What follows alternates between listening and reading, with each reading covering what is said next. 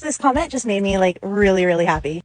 This commenter said that they did a deep dive on my page and applied some of what they found to their walk with their dog, who was just kind of their puppy, who was just kind of like pulling and going forward on the walks, and that it really helped and they had a lot more fun. I wanted to give you guys an example of what I was talking about in that video, where I might just slow my dog down and give them the radius of their long leash to explore in order to help them process their environment.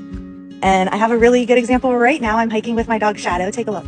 Now, this isn't a perfect example because Shadow and I have done a lot of work around this type of thing. So this is not what it's going to potentially look like with a dog who is over threshold and really practiced in not processing what's in their environment. But you can see there's no sniffing or very little sniffing. There's a little sniffing there. He's able to slow himself down. But a lot of my clients can't even do that.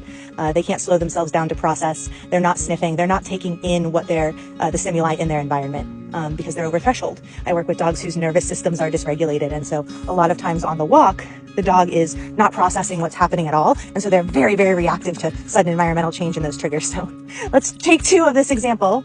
Let's say, okay, I'm failing at giving an example here. Shadow has worked very hard on this. One more try. He's just kind of on the edge. We're getting some of this pulling and going straight, but he's able to stop himself.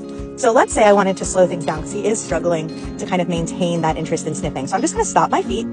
I might mark and reward that. I'm going to let him go a little bit longer, but I'm not calling him back to me. I'm just letting him process what's happening around him, having him slow down. And you can see he's taking in the visuals. Now, this shouldn't be frustrating for anyone. So if it's frustrating for you or your dog, we need to switch things up. But I just want to give my dog the chance to kind of start to process what's happening. Now he comes back to me. Yes, I'm going to mark and reward that. And I tossed the treat because I wanted to get him sniffing even more, seeking even more. Yes, I could facilitate this with a scatter feed or a find it if I needed to. Very nice work, buddy. And now that he's tuned back in with me, we can keep moving. Ready, bud? Let's go. And you can see now we've got a nice smile on the leash. He's checking in more. Hi, buddy. And he's doing some more sniffing, more exploring of the environment. And if we needed to, we could always stop again. Even excuse my dragging leash. I'm holding a drink and a phone and walking the dog. But look at how much nicer that is.